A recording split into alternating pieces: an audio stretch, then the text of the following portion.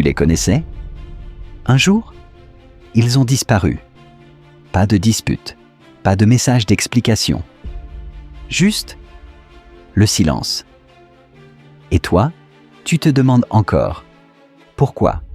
Ces personnes ne sont pas froides, elles ne sont pas cruelles, elles ont juste appris quelque chose que la plupart des gens n'ont pas encore compris. La solitude est moins douloureuse que de se trahir soi-même. Au début, ils étaient là pour tout le monde, toujours disponibles, toujours présents. Ils répondaient aux messages à 2 heures du matin. Ils gardaient la paix quand tout le monde se disputait. Ils donnaient sans jamais rien demander en retour. Ils étaient l'encre, la personne sur qui tout le monde s'appuyait. Et puis, quelque chose a changé. Non pas en eux, mais dans ce qu'ils ont décidé d'accepter.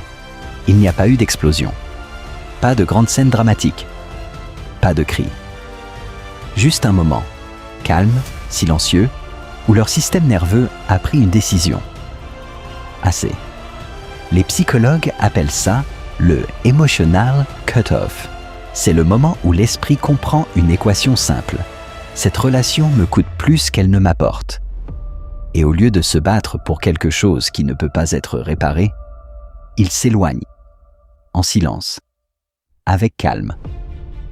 Et voilà ce que personne ne te dit jamais vraiment. Cet éloignement, c'est souvent l'acte d'amour le plus profond qu'il se soit jamais accordé. Reste jusqu'à la fin de cette vidéo, parce que ce que je vais te dire maintenant va changer la façon dont tu vois ces personnes pour toujours. Quand une personne coupe tout le monde, son cerveau n'est pas froid. Il est en mode protection.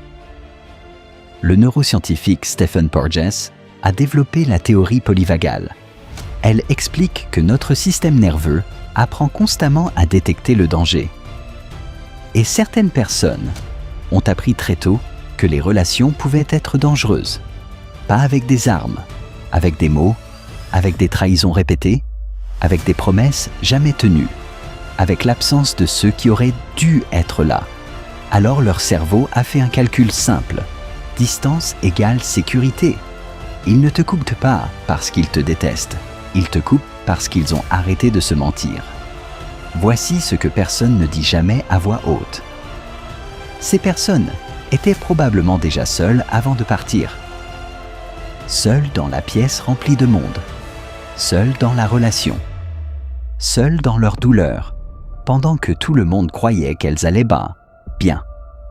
Couper les liens, c'est juste rendre visible ce qui existait déjà en silence. Et il y a une chose importante que tu dois comprendre.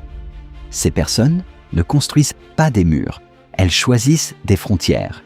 Ce n'est pas la même chose. Un mur empêche tout le monde d'entrer, pour toujours. Une frontière laisse passer ceux qu'ils méritent vraiment. Et souvent, les personnes qui coupent tout le monde ne coupent pas parce qu'elles sont fortes. Elles coupent parce qu'elles n'ont plus la force de réparer ce qui était déjà brisé depuis longtemps. Si tu connais quelqu'un comme ça, ne le juge pas. Demande-toi plutôt ce qu'il a traversé pour en arriver là. Et si c'est toi, si tu te reconnais dans ces mots, sache que ce n'est pas de la froideur, c'est de la survie. Tu n'es pas brisé, tu apprends juste à te protéger, et c'est plus courageux que la plupart des gens ne le croient. Si cette vidéo t'a parlé, abonne-toi, parce que chaque semaine, on explore la psychologie humaine, des choses que personne ne t'a apprises, mais que tu as toujours eu besoin de savoir.